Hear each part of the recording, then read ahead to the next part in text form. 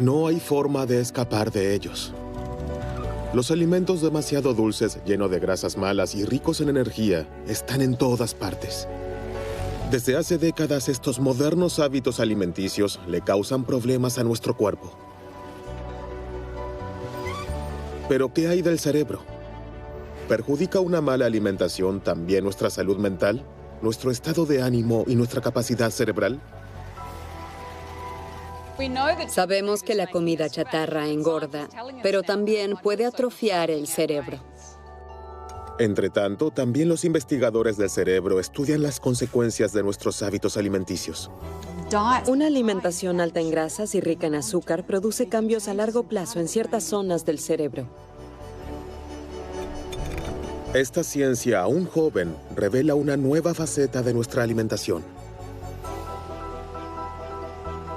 Con un aumento en la ingesta de grasas y azúcar, el cerebro se reprograma. Por lo tanto, lo que pasa por nuestra cabeza también depende del contenido de nuestro plato.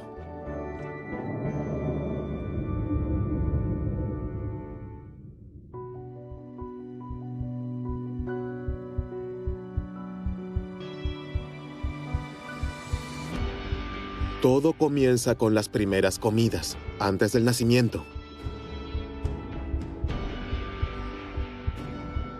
El cerebro se desarrolla durante el embarazo. Su posterior rendimiento depende de la forma en que se alimente, de lo que ha comido la madre durante los 9 meses.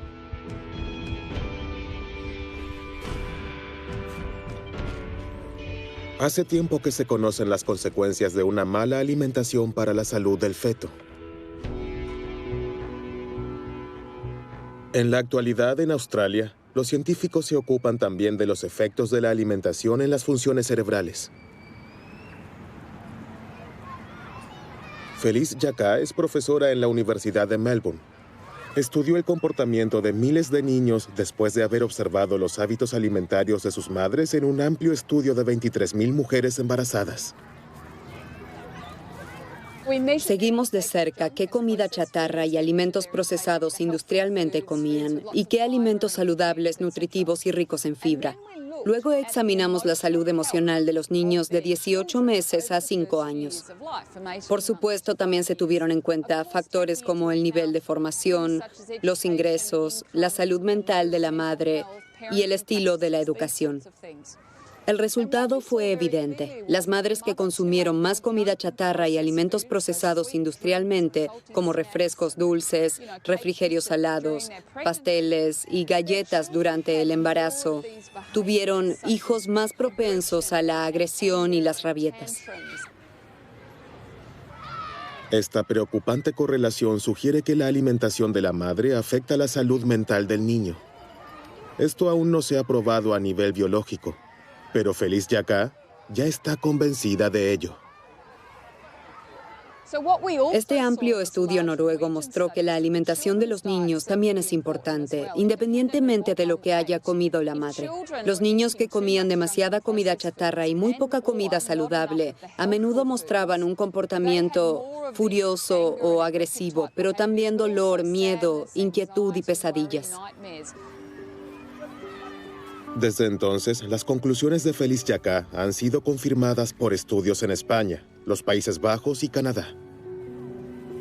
Los investigadores del cerebro ven la causa en una ingesta excesiva de azúcar y grasas, pero también en una alimentación desequilibrada. Los alimentos procesados industrialmente y la comida chatarra, que a menudo carecen de nutrientes, no proporcionan lo que necesita el cuerpo, y especialmente las neuronas.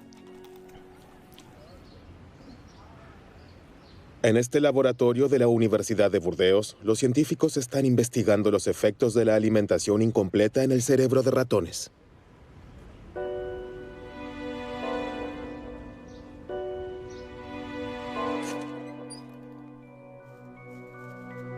Este experimento se usa para medir las reacciones de miedo.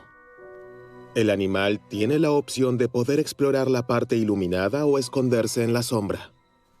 Por lo general, el ratón siempre se toma el tiempo para explorar el área iluminada. Sin embargo, este ratón tuvo que prescindir de los ácidos grasos omega 3 durante su desarrollo. Estas son las grasas buenas, que se conocen principalmente por su influencia positiva en el corazón y las arterias. En lugar de explorar sus alrededores, el ratón se retira a un rincón oscuro que no abandona más. Está estresado y asustado. El experimento se repitió muchas veces con decenas de ratones. Para los investigadores, este extraño comportamiento se explica fácilmente. Sin ácidos grasos omega 3, el cerebro no puede desarrollarse ni funcionar normalmente, ya que nuestras células grises se componen de un 90% de grasa que el cerebro no puede producir por sí mismo. En el cerebro se encuentran junto al tejido graso las mayores cantidades de ácidos grasos poliinsaturados. Estos ácidos grasos son indispensables y como el organismo no puede producirlos por sí mismo, tenemos que ingerirlos con nuestra comida. El pescado graso, las entrañas, los aceites vegetales, las semillas y los frutos secos han sido desde hace mucho tiempo los que más aportan omega 3 a los seres humanos. Pero estos alimentos se han vuelto poco frecuentes en las cocinas de los países industrializados. La cantidad de ácidos grasos omega 3 que llega al cerebro es clave para el desempeño de sus células, pues a medida que las membranas absorben estos ácidos grasos, mejoran sus propiedades eléctricas. Las neuronas que son ricas en ácidos grasos omega 3 transmiten la señal más rápido y la red es más eficaz. En el caso de deficiencia de ácidos grasos omega 3, el funcionamiento del cerebro puede verse afectado. Grandes sectores de la población muestran una deficiencia en ácidos grasos omega 3. Por eso es importante asegurarse de una ingesta suficiente, especialmente en ciertas etapas como durante el desarrollo, cuando el cerebro necesita grandes cantidades de estos ácidos grasos. Esto también cuenta en la adolescencia, porque en esta etapa los hábitos alimenticios cambian a menudo. También en la vejez, cuando el cerebro absorbe menos los ácidos grasos omega 3, se debe aumentar la ingesta. Por eso, para que el cerebro funcione a toda velocidad, deben evitarse especialmente las deficiencias en la alimentación. Pero se debe disponer de los nutrientes adecuados y la comida debe ser variada. ¿Qué le sucede a las neuronas cuando la alimentación es pobre en nutrientes y sobre todo consiste siempre en lo mismo? El hámster europeo que estuvo extendido durante mucho tiempo aquí en las tierras bajas de Alsacia se enfrenta exactamente a este problema. Desde los años 60 hemos observado una disminución en la población de hámsters que ahora está en peligro de extinción. Al mismo tiempo, el cultivo de maíz ha aumentado cada vez más. Carolina Vold se preguntaba si la caída de la población de hámsters podría deberse al repentino exceso de oferta de maíz. Por ello, en un experimento de laboratorio, alimentó a sus hámsters exclusivamente con este tipo de grano. Durante la temporada de apareamiento, observamos trastornos de conducta en las hembras que se manifestaron en un alto nivel de agresividad y sensibilidad al ruido.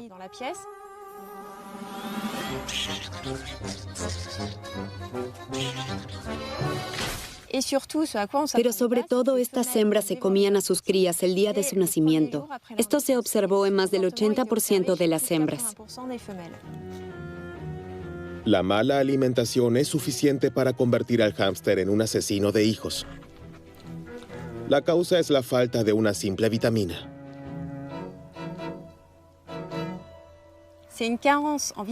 Este comportamiento inusual se debe a una falta de vitamina B3, porque después de haber enriquecido su dieta a base de maíz con esta vitamina, mostraron un comportamiento normal. Comenzaron a amamantar a sus crías tan pronto como estuvieron bien nutridas.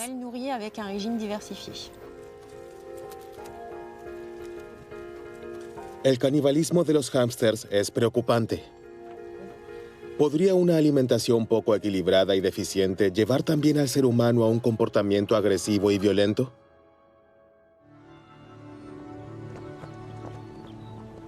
Ab Sahlberg es doctor en psicología y asesor político del Ministerio de Justicia.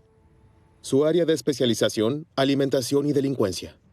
Está convencido de que enriquecer la alimentación con vitaminas, ácidos grasos y minerales puede reducir la agresividad.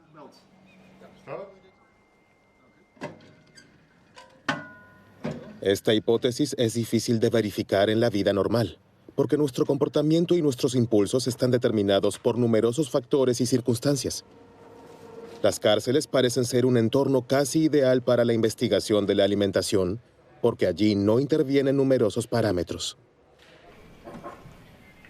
Hicimos un estudio aquí en los Países Bajos con jóvenes prisioneros en 8 cárceles diferentes. Después de enriquecer su alimentación con vitaminas, minerales y ácidos grasos por 3 meses, examinamos los efectos en su comportamiento. Hubo 2 métodos diferentes de medición. Primero se les preguntó a los reclusos y al personal qué tan agresivos se sentían y qué tan agresivos se comportaban. Luego estudiamos el registro de incidentes por los cuales los prisioneros fueron castigados. Y resultó que el número de casos de castigo en celdas de aislamiento se había reducido drásticamente. En el grupo de presos cuyas comidas fueron enriquecidas, el número de incidentes disminuyó en 1/3. Así es que nuestra comida cambia nuestro estado de ánimo y refuerza ciertos impulsos.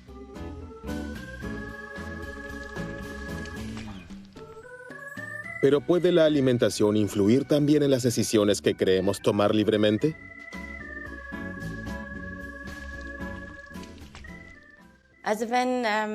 Bueno, cuando se les pregunta a las personas si creen que la alimentación y lo que comen tiene un impacto en su salud, la mayoría responde que sí. Cuando se les pregunta si pueden imaginar que la dieta también puede influir en sus pensamientos y decisiones, muchas personas no pueden imaginarlo.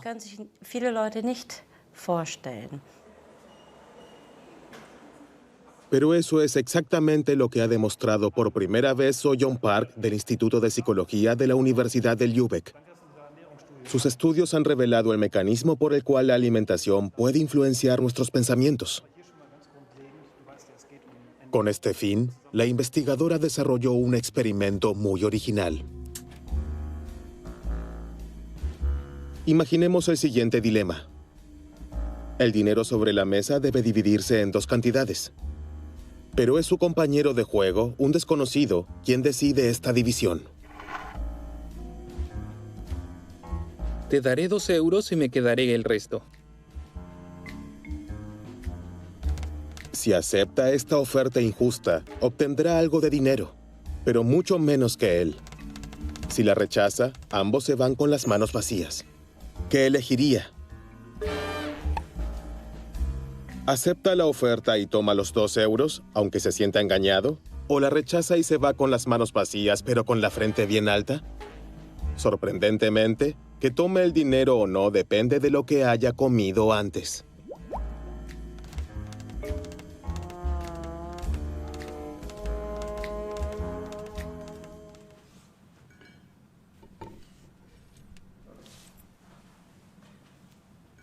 En este estudio, examinamos 24 sujetos que vinieron al laboratorio 2 veces y tomaron desayunos diferentes.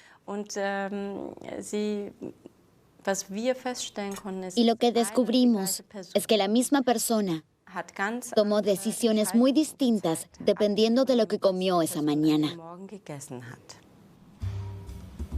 Para los sujetos de la prueba, ambos desayunos se ven iguales. Pero en realidad, uno contiene muchas más proteínas que el otro. El único parámetro que cambia es la proporción de proteínas y azúcar.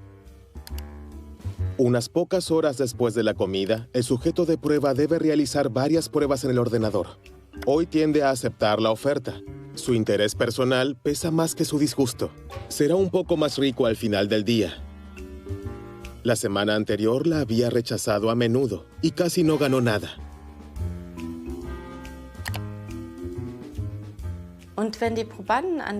Si los sujetos tenían más proteínas en sus desayunos esa mañana, también fueron más tolerantes ante una oferta injusta.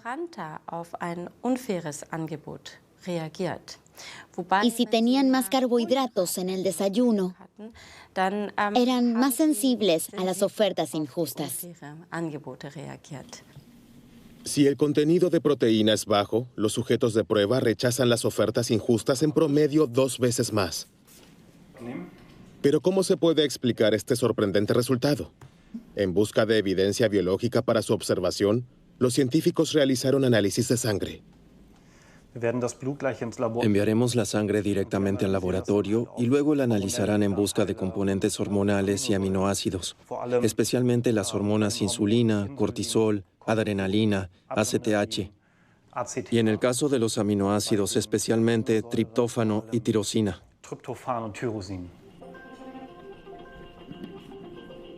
La sustancia más importante en esta lista es la tirosina. Este aminoácido es la sustancia precursora de la biosíntesis de una proteína que es fundamental para las funciones cerebrales, la dopamina. Este neurotransmisor garantiza la comunicación entre las neuronas responsables de la motivación y la disposición a correr riesgos. Los resultados del análisis de sangre muestran que los sujetos cuya sangre contiene más tirosina tienen más probabilidades de aceptar la oferta injusta. En pocas horas, lo que comemos provoca un ligero cambio en la química de nuestro cerebro y también en la comunicación entre las neuronas. Esto es suficiente para influir en ciertas decisiones. En el Instituto de Psicología de Lübeck continuarán los experimentos a fin de confirmar este resultado, ya que los posibles efectos son amplios.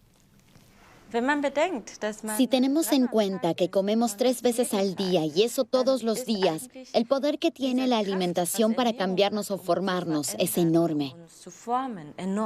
Y eso definitivamente debería darnos algo en qué pensar cuando se trata de cómo podemos usar la alimentación para favorecer nuestro bienestar u optimizar nuestra mente. Una alimentación incompleta no solo produce un cambio en la función y el comportamiento del cerebro e influye en nuestras decisiones cotidianas. Cada vez es más evidente que la alimentación juega un papel vital en nuestro estado de ánimo.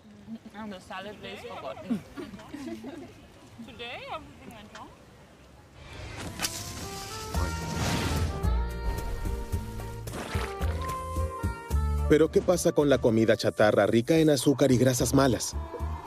¿Qué pasaría si no ingiriéramos nada más que eso?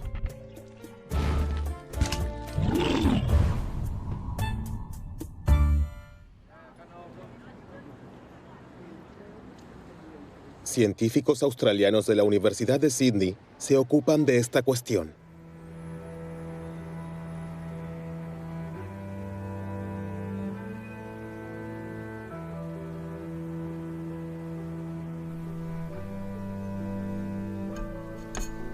Margaret Morris dirige el único laboratorio en el mundo donde las ratas se alimentan con los alimentos producidos industrialmente que se pueden encontrar en supermercados o cadenas de comida rápida barata.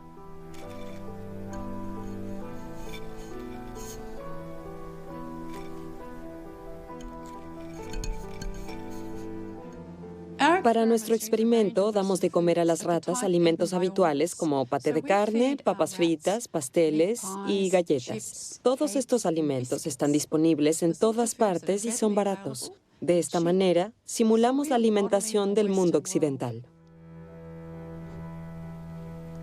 La primera consecuencia de esta alimentación, la rata come porciones el doble de grandes. El animal nunca parece estar satisfecho. Sin embargo, esa no es la mayor sorpresa.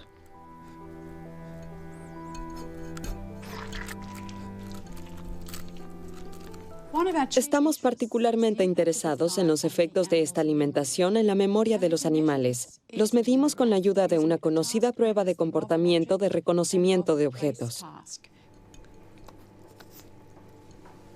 Para esta prueba, la investigadora coloca algunos objetos en la jaula de una rata. La rata inmediatamente comienza a inspeccionarlos porque los roedores son muy curiosos por naturaleza. Una vez que el animal ha explorado todo y ha memorizado su entorno, se aparta momentáneamente. Movemos un objeto y volvemos a colocar a la rata en la jaula.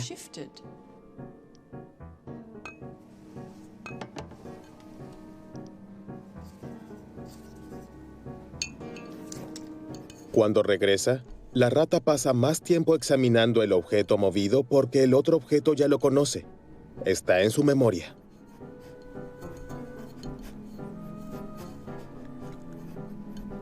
Sin embargo, las ratas sobrealimentadas muestran un comportamiento diferente.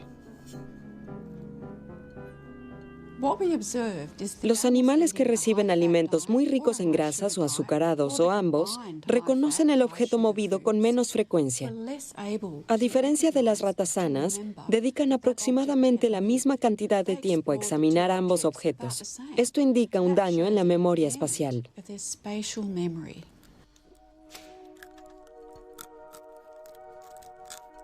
Las ratas sobrealimentadas no solo tienen una memoria espacial dañada, sino también otros trastornos funcionales que son una señal de alarma para los científicos.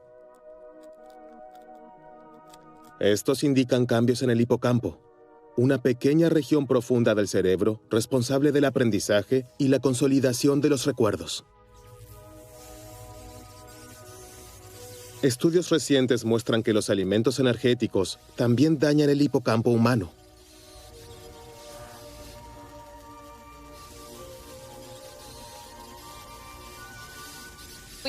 Observamos, por ejemplo, que la calidad de los alimentos afecta al tamaño del hipocampo y también al volumen de materia gris y blanca. Los primeros estudios de intervención muestran que una alimentación de 4 días con comida chatarra es suficiente para deteriorar las funciones cognitivas relacionadas con el hipocampo. Ahora, Margaret Morris está tratando de averiguar cómo los alimentos energéticos dañan el cerebro de sus ratas y reducen su rendimiento.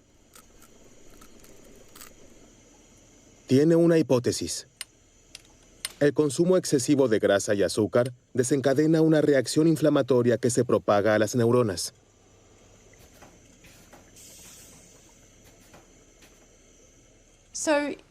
Esta alimentación provoca una reacción inflamatoria en todo el cuerpo. Sabemos esto de personas obesas, pero en este caso la reacción parece muy aguda. Pudimos observar un aumento de citocina y otros agentes inflamatorios.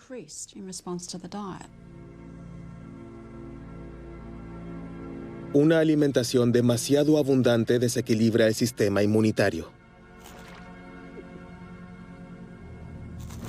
Este se defiende y desencadena una reacción inflamatoria, especialmente en el tejido adiposo. Nuestra grasa luego libera sustancias que extienden esta inflamación a todo el cuerpo. Hasta ahora, se supone que las neuronas están libres de este fenómeno porque están protegidas por la llamada barrera hematoencefálica. Esta membrana rodea los vasos sanguíneos y normalmente protege el cerebro. Creemos que esta inflamación creciente podría extenderse desde el cuerpo hasta el cerebro. Esto podría deberse a que la alimentación daña y hace permeable la barrera hematoencefálica, que de otro modo protege al cerebro de las sustancias proinflamatorias, de modo que estas sustancias se introducen en el cerebro. De esta manera, la inflamación penetra en las meninges y allí causa un fenómeno particularmente sorprendente. En su laboratorio, Sophie Layet demostró recientemente que ciertas células inmunes en el cerebro de sus ratones sobrealimentados, las células microgliales, comienzan a comerse las neuronas.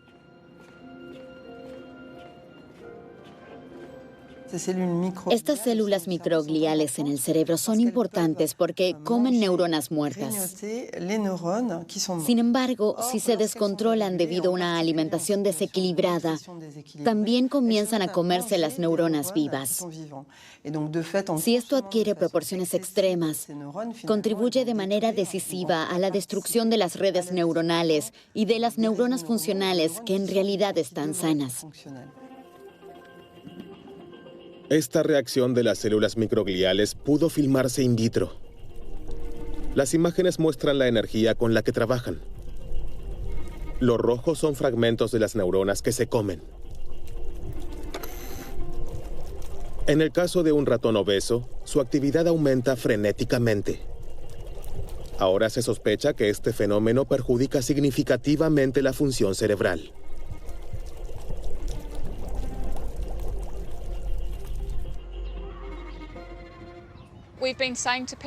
Llevamos 30 años diciéndoles a las personas, no coman estos alimentos, podrían sufrir un ataque cardíaco, cáncer o diabetes. Pero el comportamiento alimentario se ha mantenido igual. Si los consumidores ahora se enteran de que su alimentación es muy importante para la salud de su cerebro y la de sus hijos, es de esperar que estén más dispuestos a cambiar sus hábitos alimenticios.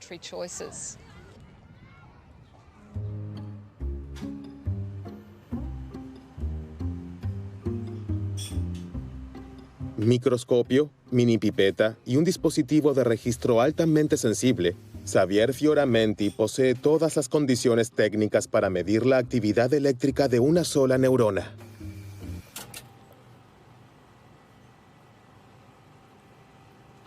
El principio es simple.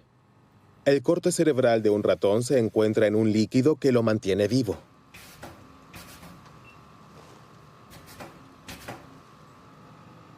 El investigador acerca cuidadosamente su electrodo. Es una tarea particularmente difícil. Ahora llevo la pipeta hacia el cerebro y la acerco a la neurona hasta que hay un contacto. Ya está. Ahora mediremos la actividad eléctrica de las neuronas.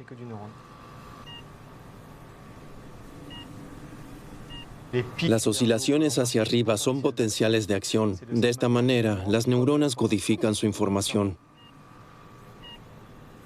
El tiempo que pasa entre cada oscilación representa el mensaje que envía la neurona. Ahora aumentaremos la concentración de glucosa en el líquido. Veamos si esta célula reacciona. Como puede observarse, esta célula reaccionó al aumentar la actividad eléctrica. El potencial de acción es más fuerte que antes de aumentar el contenido de glucosa. Esta señal es de una sola célula. Sin embargo, en el cerebro, todas las neuronas están conectadas entre sí. Los científicos suponen, por tanto, que la glucosa altera la actividad de todas las áreas del cerebro responsables de las sensaciones y el placer.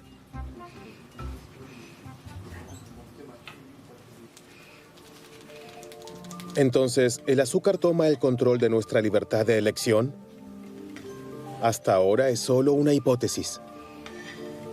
Por eso la adicción al azúcar es ahora objeto de una intensa investigación en los laboratorios. Y cada vez es más evidente que la influencia del azúcar es semejante al poder de una droga.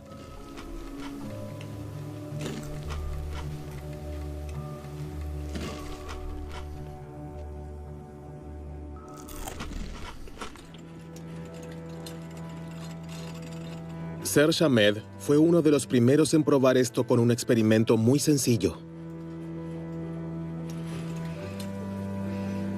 Primero crió ratas con cocaína y azúcar. Después de varias semanas de esta doble dieta, les presentó a los animales una opción. Aquí el animal puede elegir entre dos palancas. Una está conectada a una jeringa que contiene una droga líquida, una droga dura como cocaína o heroína. La otra palanca controla una segunda jeringa que contiene una bebida azucarada. Y se ve que el animal se decide por la bebida dulce.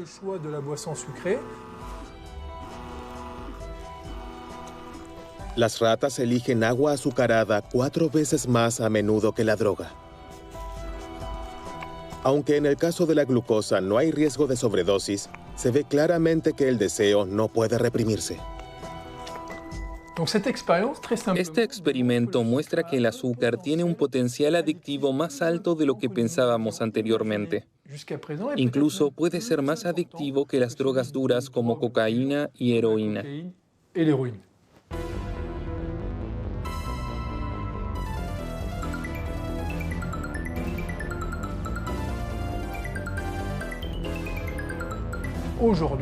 En la actualidad, nuestra nutrición es bastante desequilibrada, porque el azúcar se encuentra en una gran cantidad de alimentos. Por supuesto, esto incluye alimentos dulces, como bebidas azucaradas, pero también productos que no esperamos, como jamón o sopa. Hay muchos más ejemplos de esto, y el contenido de azúcar de tales alimentos contribuye a que las personas se vuelvan adictas sin darse cuenta.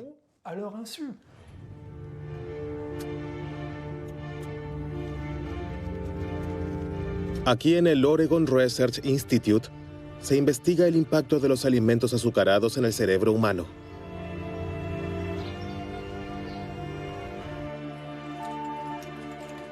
Los experimentos muestran que el consumo habitual de alimentos altamente energéticos altera los circuitos neuronales de la misma manera que lo hace el consumo de drogas. Eric Stice ha incorporado al estudio a 100 estudiantes, de los cuales la mitad comió helado regularmente todos los días, mientras que la otra mitad nunca comió helado.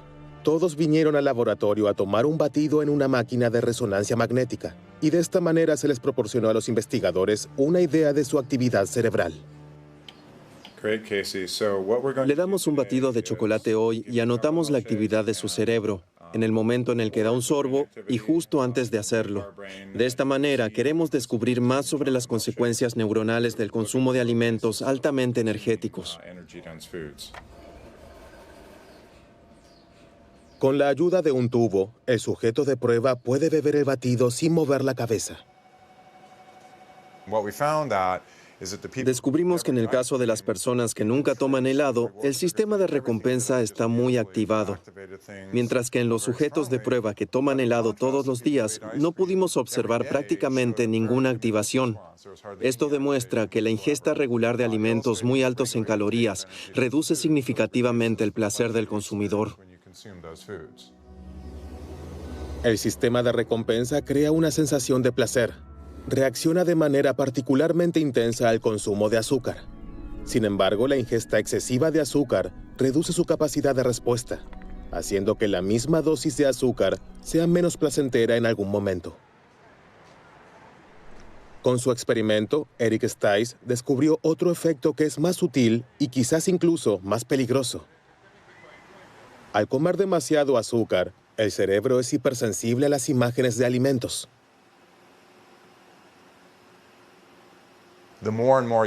Mientras más helado coma, menos se activará su sistema de recompensa. Por otro lado, reacciona mucho más intensamente a los estímulos que prometen un pronto consumo de helado, como cuando pasa con el coche por una heladería o ve un comercial en la televisión. Responde a estos estímulos de manera mucho más intensa que las personas que nunca comen helado. Y eso incita a comer, a pesar de no tener hambre, lo que lleva a la obesidad y todos los problemas de salud que resultan de ella. Esta influencia directa de los alimentos en nuestro cerebro cumple una función importante en la selección de nuestra comida diaria.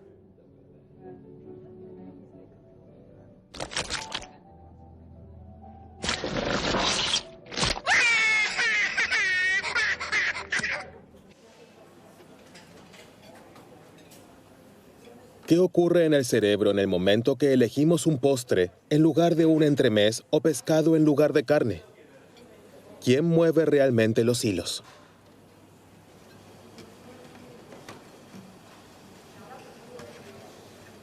El laboratorio de Carlos Ribeiro está a la vanguardia en la investigación de nuestros hábitos alimenticios. Queremos encontrar todos los componentes, todos los genes, sustancias y neuronas que influyen en nuestro comportamiento alimentario. Para esto tenemos que observar efectos muy pequeños, apenas perceptibles. Un animal muy simple, la mosca, le permite ir por nuevos caminos y probar nuevas hipótesis. Para comprender el comportamiento de alimentación de la mosca, Carlos Ribeiro ha desarrollado un dispositivo con el que puede seguir en detalle las decisiones del insecto. Si la mosca toca la comida, podemos medirla aquí con este sensor. Este es el mismo sensor que también detecta el tacto en la pantalla de tabletas o teléfonos inteligentes.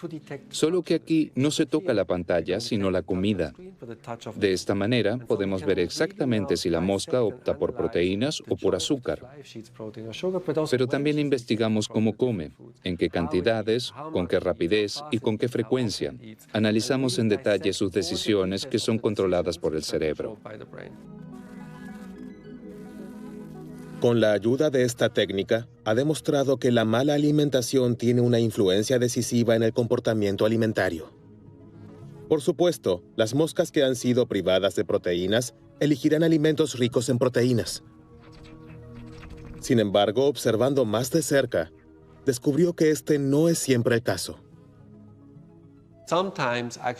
A veces teníamos moscas que no mostraban un fuerte apetito por las proteínas. Quisimos encontrar la razón y comprobamos que las moscas que no estaban interesadas en las proteínas tenían ciertas bacterias intestinales.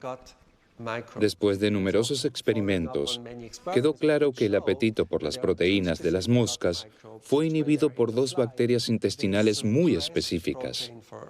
Estas dos bacterias tienen un gran impacto en sus decisiones alimentarias.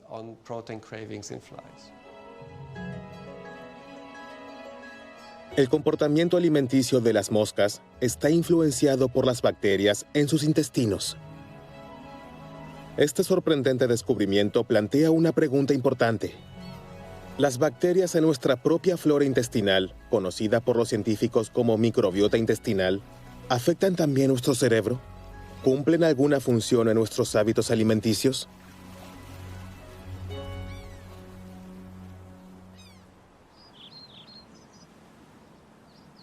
En la Universidad de Cork, en Irlanda, John Cryan es pionero en el estudio de la microbiota intestinal.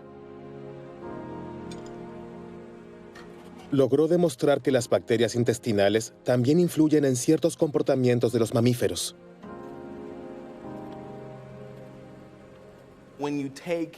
Si se toman las bacterias de ratones extremadamente miedosos y se las implanta en ratones normales, también se vuelven miedosos. Esto también se aplica al revés. Con las bacterias de los ratones normales, se puede normalizar el nivel de estrés de los ratones miedosos. Los científicos ven ahora la microbiota como una especie de mediador entre la comida y nuestro cerebro. El factor que más influye en la composición de nuestra flora intestinal es la alimentación. La variedad de alimentos es crucial. Desde el nacimiento hasta la muerte determina la composición de nuestra flora intestinal. Recién estamos comenzando a comprender cuánto afecta nuestra alimentación a la flora intestinal y, por lo tanto, a nuestro cerebro.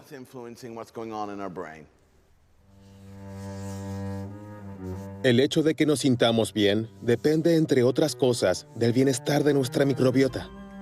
Una alimentación que es buena para nuestro estado de ánimo es principalmente una que agrade a las bacterias de nuestro intestino. A partir de este descubrimiento, surgió la idea de mimar el cerebro con la ayuda de la alimentación y promover la salud mental. Y aquí los científicos están particularmente impresionados por la famosa dieta mediterránea. La cocina mediterránea tradicional es muy rica en alimentos vegetales, muchos tipos diferentes de lechuga y verduras de diferentes colores, pero también frutas. Las legumbres, es decir, frijoles, lentejas y garbanzos, también son muy importantes. También hay frutos secos y granos, pescado y, por supuesto, aceite de oliva. El aceite de oliva es una parte muy importante de la dieta mediterránea. Creemos que esta amplia diversidad también conduce a una gran variedad de bacterias en nuestros intestinos.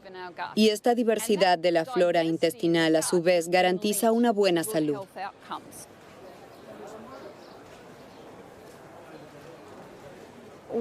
El año pasado realizamos el primer estudio de 67 pacientes con depresión severa. Recibieron ayuda de un nutricionista durante 3 meses. Al final los examinamos nuevamente y descubrimos que su cambio de alimentación estaba acompañado de una mejora en la depresión. Cuanto más estrictamente siguieron la dieta mediterránea, mejor se sintieron.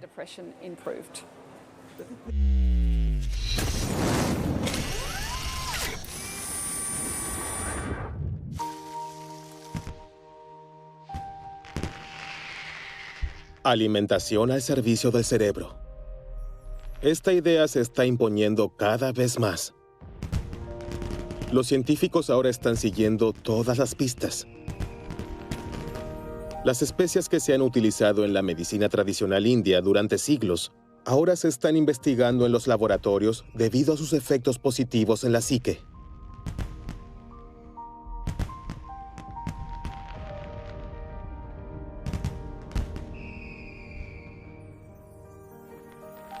Los frutos rojos también despiertan grandes expectativas. Los polifenoles que contienen son capaces de reactivar las neuronas dañadas.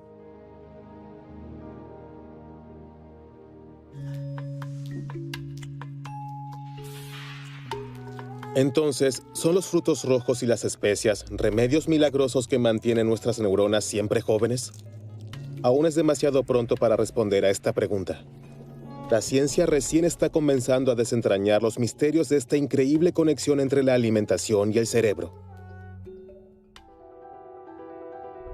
El menú ideal para nuestras células grises aún se desconoce en gran parte.